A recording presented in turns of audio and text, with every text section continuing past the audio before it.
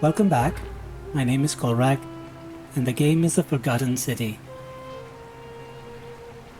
Now, in the last episode, my suspicions about the identity of Karen and the nature of this place were confirmed by the priestess Lucretia. Now I have many things to do. Salve, friend. Mind? As usual, we'll talk to Galerius. Sounds serious. I'm listening. Yulia. Alright, let me see. But how did you... Alright, of course. That's it. Help everyone. I'll go. But once I'm done, I'll need you to tell me how you know all of this. Yeah.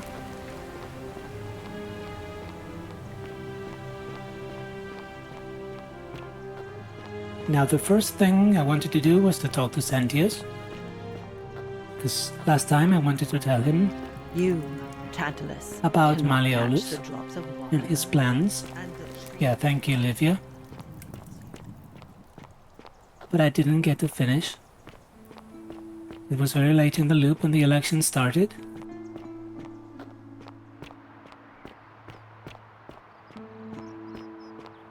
Now we have time.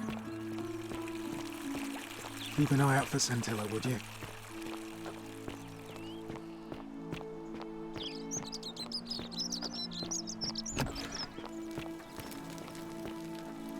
It might be good to talk to Santia again. Ugh, this place has become a thoroughfare. Sentius must be upstairs. Yes. Citizen, Okay, much of this will be repeated, we're finally alone. so I'm going to skip the parts that are the same. We have. I must have it. Is that about? We've had this conversation too, and I'm in a hurry. Seems rather brash, but all right. Why have you sought me out? Can we talk about who's going to break the golden rule? Because that's gonna be Malleolus. Of course. What is it? I've already figured out how to stop at least one person from breaking it. What happens now? Or I think I know who it is. Let's try the first one, but I want to tell him it's Malleolus. Well, if you've stopped one person from breaking it and you're still here, then there must be someone else about to break it still. Allow me to explain. When I discovered the ritual to Proserpina, the instructions came with a warning about paradoxes. The crux of it is this. If you do anything to change the course of history in such a way that your very being here is impossible, you will have created a paradox. To illustrate, when the golden rule is broken, I will open the doorway that will bring you here to prevent it from being broken. If you manage to succeed in saving our lives, then I will have no reason to open the doorway, and you will never have come here. A paradox. You see? The same thing would happen if you, say, inadvertently, allowed me to die. If I can't summon you, then you can't be here, obviously. If either of those things were to happen, I am given to understand you would be flung back to your original time, having changed the course of history for us, and yourself. So the fact that you are still here means someone is going to break the golden rule, and there is yet work to do. Understand? I understand. That's very interesting, because it means I can end the cycle and the game whenever I want to. I just have to kill you, and I'll be flung back to my time, and possibly to an ending of the game. But I have not solved the problem, and I'm having so much fun discovering the mysteries of this game that I don't want it to end. So yeah, I think I understand. Excellent. So, it looks like you'll have to continue your investigation. Now, was there anything else you wanted to ask? Yes, Of course. What is it? let me tell you about Malleolus. I think I know who it is. Yes? It's Malleolus. Why do you say that? When he wins the election, he's going to convict you of treason and sentence you to death. What? I'm speechless. How do you know? Oh, course. This isn't your first loop, is it? No, it's not. Well then, you must stop him from winning the election. I expect you'll need some kind of leverage on him, but I can't be seen to be involved in this, of course, so you'll be on your own. You'd better not waste any time, and may Swada, goddess of persuasion, go with you.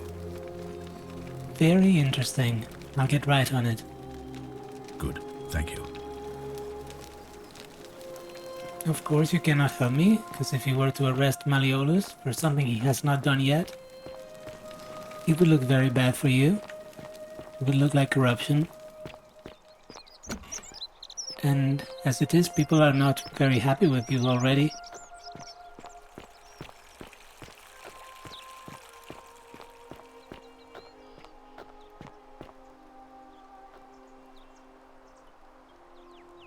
Sentius and Malleolus. Same excrement, different smell. We had never seen this before. Very interesting. Someone's not very happy with either of them. And now, I want to climb here. Rufius said he was on the roof when he heard Scintilla for the first time. So maybe there's a clue there. Oh no, that's not the golden bow. This is the golden bow. Of course, I took the bow from the assassin, so now I have two bows. Now, is there anything here? There has to be a clue. Maybe I can listen to his wife and discover something.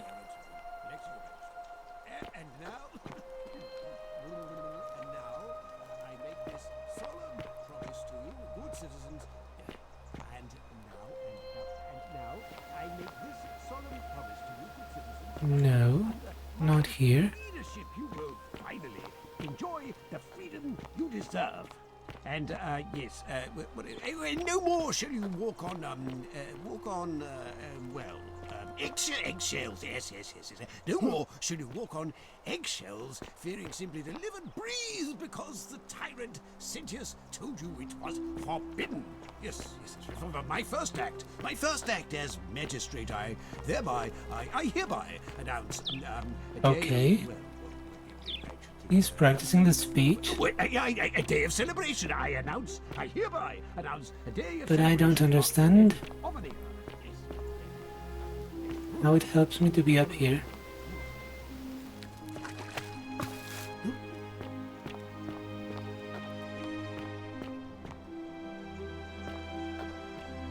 Maybe there's something new I can say to his wife. What was her name? Claudia? I think it was Claudia.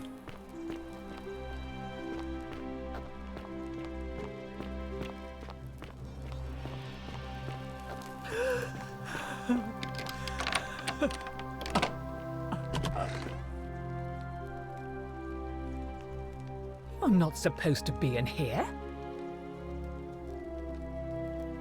I know. Where do you keep your valuables? Let's try again. Can we talk? Talk? What business could you possibly have with me?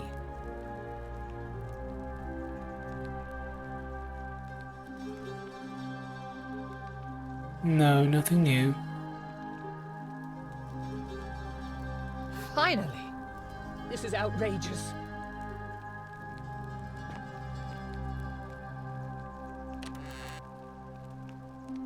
And I don't want your money.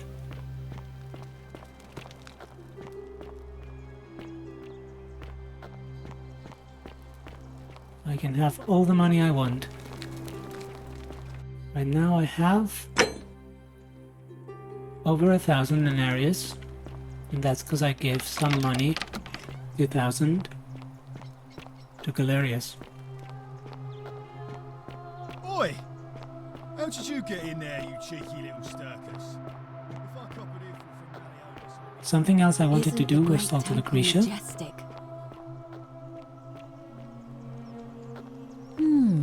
A golden bow, just like Apollo and Diana's. Yes. Feeling all right? I figured out how to treat rheumatism. You made it into the palace. I'm impressed. How is Nevia? Not great. She's alive, but she just wants to be left alone. And the treatment is willow bark. Willowback. I should have known. It was under my nose the whole time. That's very helpful. Thank you. If this works, it should settle Rufius down some.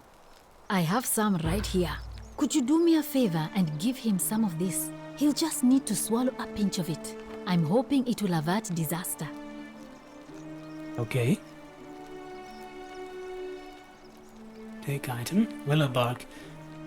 And from now on I will have it in my inventory so I don't have to talk about it with her again. Alright, I can do that. Thank you. I'm really glad you arrived when you did. Why are these in white? Is there anything new I can say?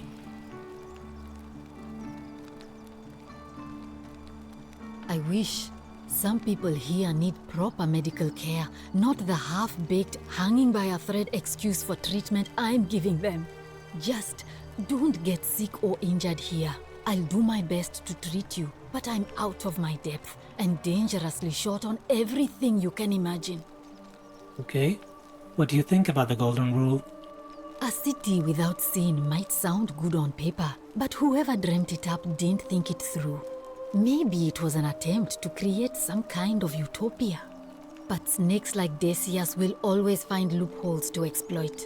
And what can we do about it? Absolutely nothing. In some ways, we are worse off because we can't take the law into our own hands.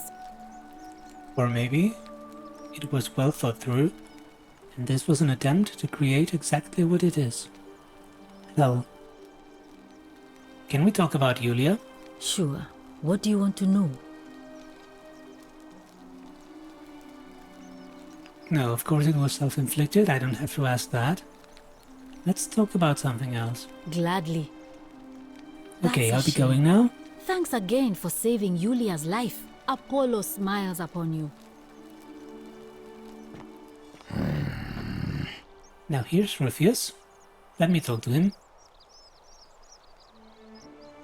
Name's Rufius. Better watch your step. About your rheumatism. What business is that of yours? I figured out a treatment. Eat a pinch of this willow bark, and you should feel better in no time. Willow bark? And this will work? Oh, thank God. Finally, some relief. Lead resolved. This is what I've been praying for. A thorn in the pool. Maybe God hasn't abandoned me after all. Thank you. You're welcome. I've been in a lot of pain lately. The rheumatism, these cursed statues always watching, and the crisis of faith. It was too much. Started messing with my head. This is exactly what I needed to set it straight again. I owe you one. So please don't bother Virgil. Can I talk to you about voting for Sentius? Malleolus. Not sure I trust Sentius. Couldn't even protect his daughter in a city without sin. How's he going to protect us? Anything I can do to change that? No. You said you owed me one, remember? Who do you want me to vote for? Sentius. I would like to get Galerius elected, but he's not running for now. Fine. I'll vote for Sentius. But no more favors. We're square. That's fair. And this might be enough to change the balance of votes and to ensure that Sentius wins. We'll see. Do you know a way out of here? No, I don't. I did hear a rumor that Aurelia, the tavern keeper, has been offering to sell a way out. But I barely have two sesterci to rub together. Okay.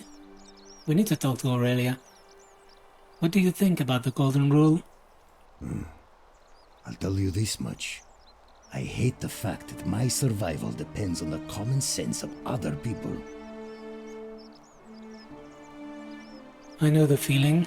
I've lived through a pandemic. Wow, that's a reference to very recent modern events, and I did not expect this to come up here. But yeah, I know the feeling. I've lived through a pandemic. Then you know what I'm talking about. I mean, all these people just bumble along like nothing's wrong, while we're one bad decision away from being wiped out. Like the last lot of people who lived here. Seems like I'm the only one ready for what's coming. Whatever that is. And when it hits, it's everyone for themselves. You've been warned. That usually happens. It's everyone for themselves. But if people just choose to be nice to each other, things get much easier for everyone involved. No matter how bad or hard things are. What do you think is coming? I don't know. But did you ever get the feeling some of these statues are watching us when we're not looking? Like they're waiting for something. I don't like it. Yeah, they are watching us. They are alive. And the god Pluto somehow watches through their eyes. I think you're right. That doesn't help me. I know. But it's the truth. Any idea where I'd find a Roman plaque? No idea what you're talking about. Come on, I helped treat your rheumatism. I suppose you're right. I think I have seen that plaque. Sorry I lied. Can't be too careful these days. Head into the caves behind the theater. Turn right, then right again. Oh, and here. You'll need this key. Okay, he's giving us the key to the secret shrine. So that's the plaque we already found. The one we already have. The one that was in the secret shrine. And we also learned last time that Malleolus has a key to that shrine. So Malleolus is also secretly a Christian. Now, it seems more and more people are secretly Christians. I've been thinking, what if everyone here is a Christian and I'm somehow locked into a particular part of the underworld, stuck in an eternal loop with 22 Christians? I have no idea why that would be the case. A good question would be, who am I? And what have I done to be here? Take the item? You didn't get that from me. No, I didn't. Got it. Thanks. I'll be going now. See you around. Very good. Now, I should have the plaque.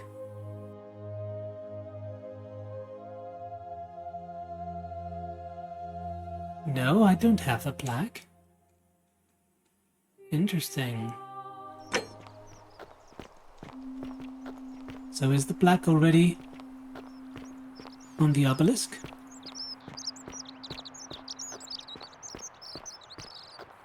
But last time, if you remember, I placed the plaque in the obelisk, into one of the sockets.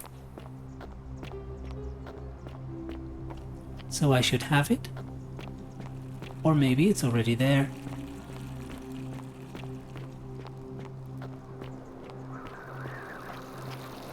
Let me go quickly to this chest. Take the money. Who knows, I might need it.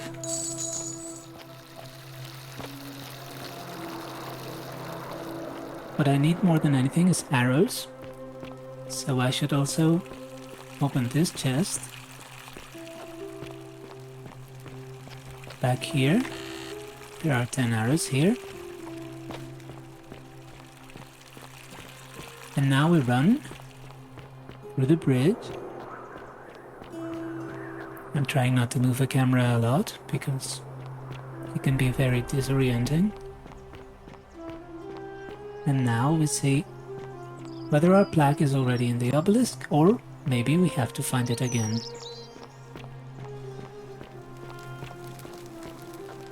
Maybe when we know the location of all 4 plaques, we need to come here. No, it's here already.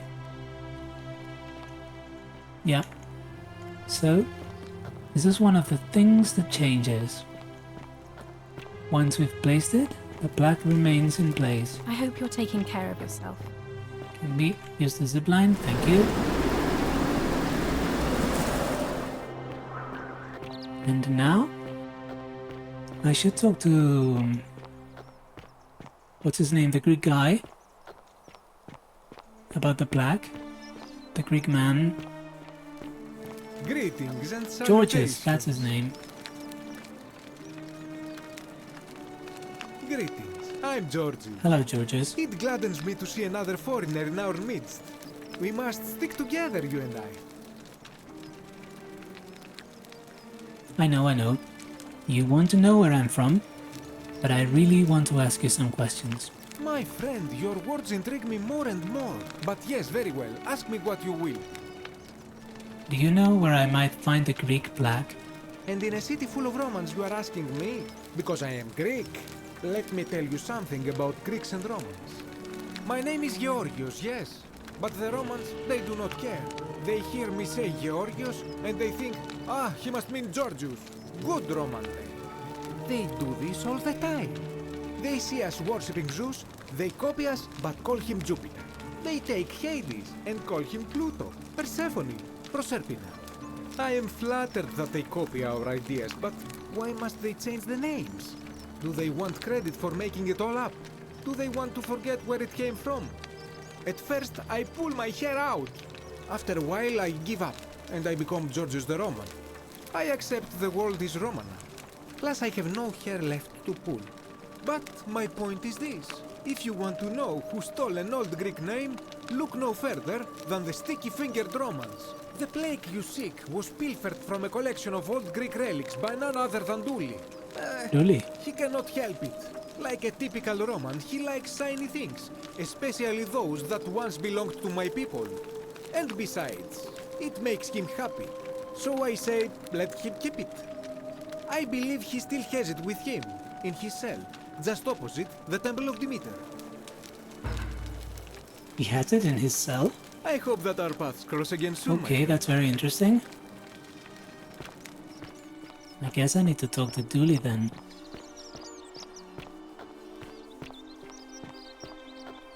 So let's go here and talk to Dooley.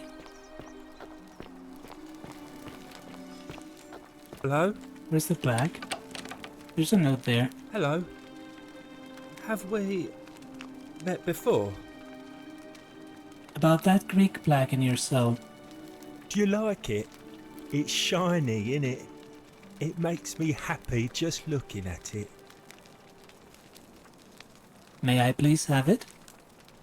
But if I gave it to you, then I wouldn't have it anymore, and I'd be sad.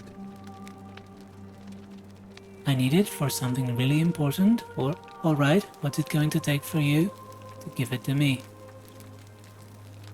Let's try the first one, and we can say the second one, if that doesn't work. But it's mine, and I really like it. I want to keep it. Alright, what's it going to take for you to give it to me? Well... Yeah, his freedom. If you get me out of here, then I wouldn't need it anymore because I'd already be happy. Then you could have it, and you'd be happy too. There's no way Sentius will release you. But perhaps if we had a new magistrate. The problem for that is I need to get Galerius elected, and he's not even running at the moment. Like Galerius? He's nice. I like Galerius. Yeah. He made me a doll and everything.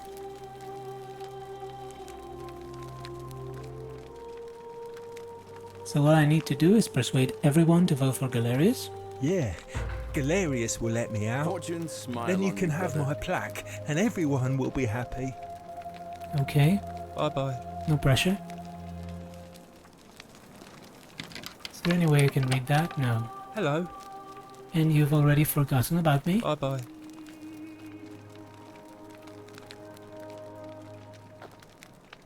Salve again, friend.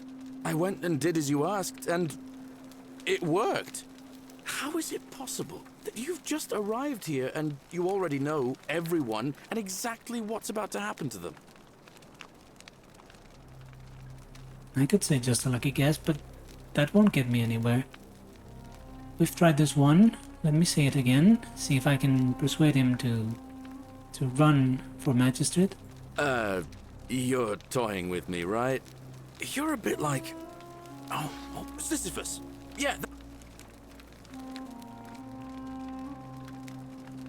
Sisyphus was a Greek king a long time ago. For daring to think he could outsmart the gods, he was given a terrible punishment. He was forced to push a great boulder up to the top of a hill, only forcing him to start over. Actually, now that I think about it, there are a bunch of old stories about the gods punishing people by making them do the same. Tantalus was made to grasp at fruit on a tree he could never quite reach. And Ixion was strapped to a wheel going round and round forever. But on the bright side, at least you're not stuck in the underworld like they all were. Except I am. And yeah, all these figures, all these mythical figures have statues here. I even got an achievement last time for finding them all, although I don't know where the Bellides are. I think the Bellides were 49 sisters and they all killed their husbands, and for that they were punished for eternity. Go on. Anyway, I don't know which god you managed to upset to get yourself into this position, friend, but you seem all right to me. Thank you. So, I'll tell you what. I'll keep doing whatever I can to help you. And you just focus on finding a way to break the cycle you're in. Good. Thanks, Galerius. Anytime, friend. Now, I'm going to keep your secret. Although, it's not as if I'll remember this next time we talk anyway, right? Yeah. Oh, and if our conversations ever start to annoy you, just... I'll tell you I'm busy. Can you please run for magistrate? Salve again? No. What do you think about the election? I can't see how I could vote for either candidate. I don't like Sentius much, but Malleolus is almost as bad. Even I could do a better job. Me, a farmer. And I've never given a speech or put on a toga in my life. So you should get elected.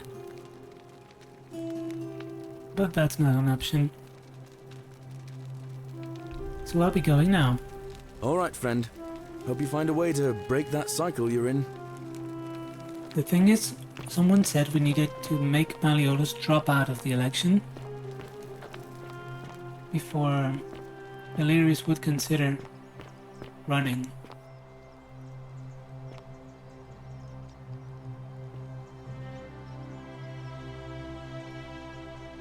I guess we take 1 denarius.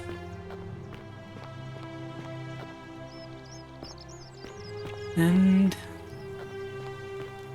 I think we could go down here and see what the stranger has to say. There was a secret entrance here. Yes. Okay. Very mysterious place.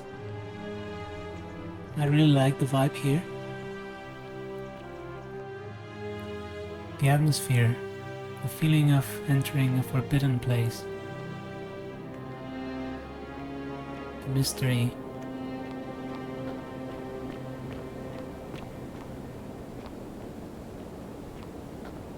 Everything became very dark. Inspect the lyre. I cannot take it. Boy's head. Nothing useful, I think.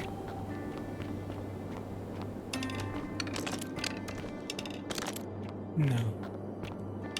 I don't think I need the bow now. Thank you. Light might be useful.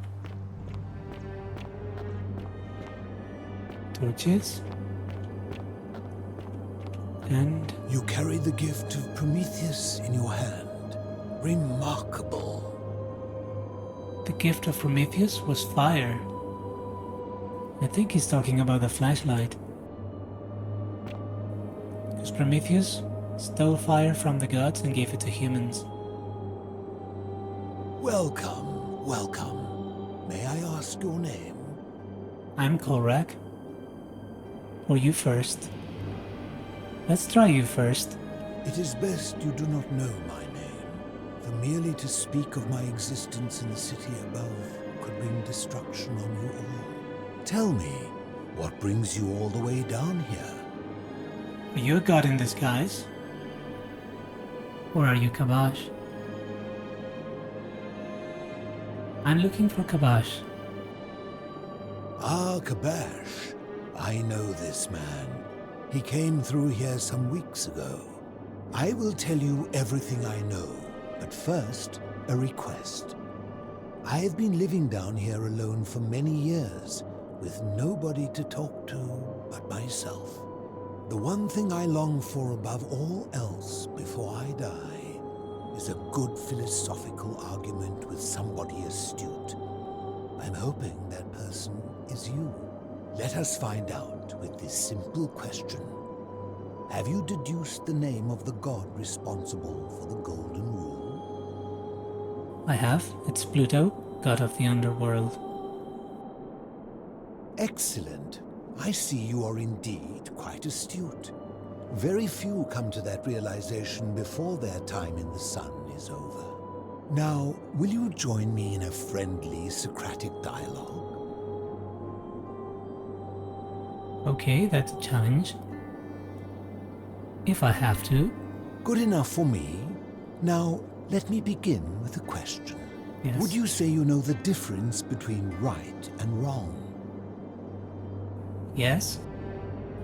I'm not sure. It's a complex question. It's not something I often think about. I'm not sure. It's a complex question. You are an overthinker too. We're the same then. It is probably why I became a philosopher. Good. But if you struggle with right and wrong normally, then down here with the Golden Rule, surely your struggle can only have become more difficult. Yeah, I guess so. Well, that's reassuring. And the truth is, you're not alone. You see, out there in the world, being uncertain about right and wrong was acceptable, because our mistakes rarely had consequences. So we would tell lies and bend rules and turn a blind eye and rationalize, and yet still find a way to think of ourselves as good people. But under the Golden Rule, morality matters. The slightest wrongdoing could result in a mass execution. So to navigate this maze, we would have to be certain about the difference between right and wrong. Wouldn't you agree? I suppose so. Or whose version of right and wrong? That's a good reply. That is an excellent question, and it leads directly to my next line of inquiry. So let me ask you this. Is there one system of morality which is always perfectly correct, which you could follow in every situation and always do the right thing? Good question. Yes, there's more than one. Or no, I don't think so. A system of morality which is always perfectly correct. Not a system of morality. There are some moral guidelines which are generally right, but a whole system of morality? We're entering into the realm of moral relativism here. These are complex questions. Yeah, he talks like a philosopher. I would like to know who he is. Are you sure? Or is it possible that humans simply haven't figured out the right system yet? I think there's no such thing as correct morality. So is it up to each of us to decide what right and wrong mean to us individually? Or must we simply follow the laws and customs of whichever community we're in? It's up to us to decide. But this is not total moral relativism, because the fact that we're all humans means we all want some of the same things, like being alive and healthy, and trying to find happiness. And I guess that means the moral guidelines should be useful for everyone. I think we need to decide for ourselves, but not completely disregard the laws and customs of our community. So if a man feels that stoning to death his unfaithful wife is right, then is it right? No, why would he feel that? Somewhere deep inside he must know that is not right. Because the fact that we're all human, and we all want to be alive, means killing someone is never right. No, that's absurd. I agree, but why? Didn't you just say right and wrong depends on the individual? If he feels it's right to kill his wife, then he's confused or sick. I see. So you get to decide right from wrong. The people who see things differently are not allowed. What makes you special? Empathy. It's the cornerstone of human morality. Interesting. Empathy? The emotion? Let me ask you this. Imagine you were forced to choose between the death of your beloved spouse and the death of two innocent strangers. Knowing there will be no legal consequences, who would you mark for death? That's a pointless question. This is not a situation that would arise in real life. In any case, it's not for me to decide. It's an impossible situation, in the sense that it could never happen, and also in the sense that I cannot choose, because it's never up to me to decide on the life or death of someone else. What does he want me to say? I'd say that to strangers, but I don't believe that. Of course, everyone would. Our empathy, like a siren song calling us away from our true path, would lure us toward the greater evil. Can such a beguiling thing be a reliable cornerstone for anything, let alone the perfect moral code? He's baiting me and trapping me into saying things that I'm not going to like, and he's making me say exactly what he wants to hear. I suppose not. What's your point? My point is this. I don't think anyone alive truly knows any hard and fast rules about right and wrong. I'm not sure about that. What about do not kill? Or fair point? Let's say fair point. Although I agree with the second option. If there is one thing I have observed about rules, it is that virtuous people do not need them, and evil people will always find a way around them. And so we must accept our limitations, and the sad truth that no human society will ever achieve the utopia for which it strives. In mathematics, we would call it an asymptote, a line that can be approached but never reached. Right. Because the only way to create a utopia is with the ever-present threat of force, such as the Golden Rule. This and no other is the root from which a tyrant springs when he first appears as a protector. And life under tyranny is no utopia at all. I agree. I'm glad to hear that. In any case, thank you for humoring an old man. I would be happy to answer your questions. What's your story? You mean, how did I end up living alone in this cave with nothing but these relics of the past for company? It's a long story. I'm listening. I was a quarrelsome young man. At 19, I left Corinth for Rome to study rhetoric at one of her finest academies, so I could argue more forcefully. Back then, I used to enjoy verbally sparring with everyone I could, and I was good. One night I found myself in a tavern, in an argument with a drunk mercenary. It became heated, he drew a gladius, and I won the argument, but lost my life. I woke up on the banks of the Styx at a campfire opposite Karen. Of course, I tried to persuade her to let me return, but even with all my skill, I failed. I settled in, made friends, and learned what I could, quickly realizing our little community faced certain death under the Golden Rule. So I began looking for a place to hide underground. Fortunately, I found this place waiting for me. You see, I was not the first to take refuge here. I returned to my friends above, persuaded them to join me, and 12 of us descended for the last time, to live out our days hidden from Hades' tyranny. He said Hades, not Pluto. And he said he comes from Corinth in Greece, so he's Greek. They are one and the same. The Romans call him Pluto, but long before that, my people called him Hades. Why can't you return to the surface?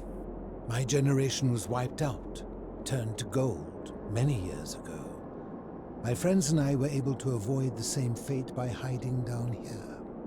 I think it's safest to assume that if I was to return, Hades would realize that his furies hadn't finished the job, and he'd send them after me again. Why can't you tell me your name? I fear that if you were to utter my name in the city, even by mistake, that Hades would hear you and know I am still alive. Where is everyone else? I'm afraid I am the only one left. There were 12 of us in the beginning, but one by one, my friends passed away. Some from malnutrition, others from madness and despair. It has been lonely. Before my unexpected visit from Kabash some weeks ago, I'd not seen another person in many, many years. Interesting.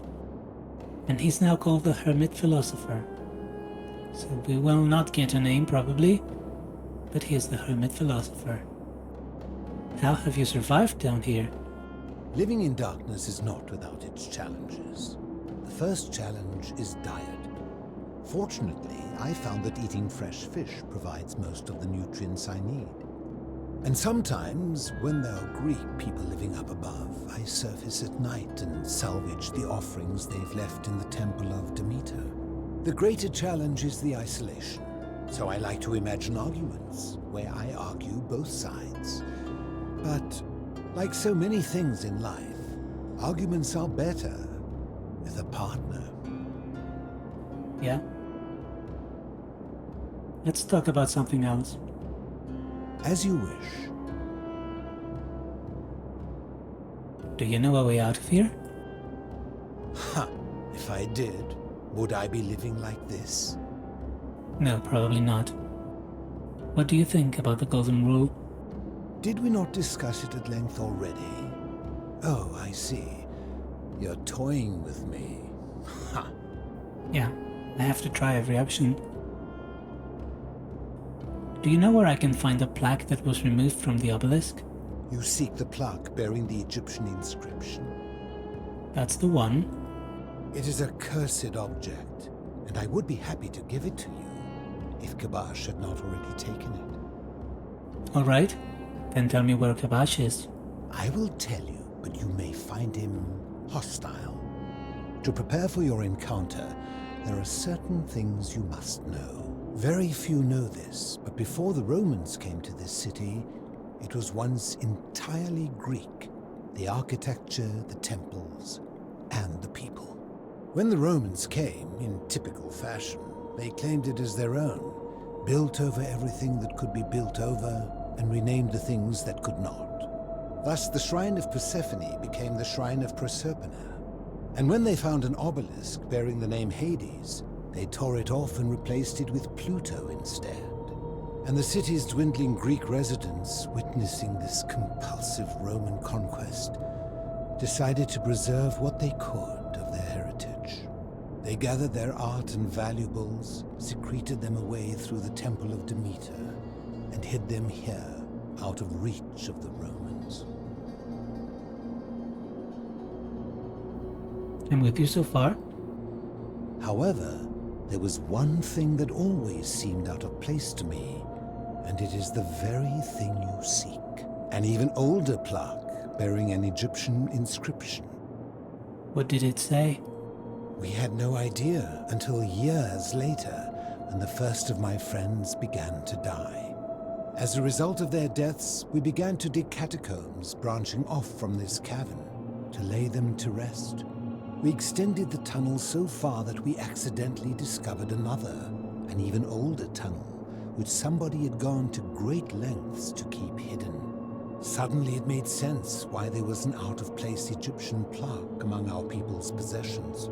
You see, we proud Greeks had thought the Romans beasts for stealing and corrupting our heritage. But it turns out this game has been going on much longer than any of us imagined. Yeah. I think it is best you head through the catacombs and follow Kabash's trail. I will. What's in there? There are certain things you must see for yourself. Take this key. You'll need it to open the gate. Okay, take it. I'll be going now. I enjoyed our chat, but please, keep my presence here a secret, yes? All right, I will. Very interesting conversation. Very, very interesting. This was a very fruitful endeavor, and I'm very intrigued to go in there. But sadly I have run out of time, so I will have to cut this here, and we will explore the catacombs in the next episode. I hope you're having fun. If you enjoyed this episode, please consider giving it a like or a comment, and in any case, I will see you for the next one. Goodbye.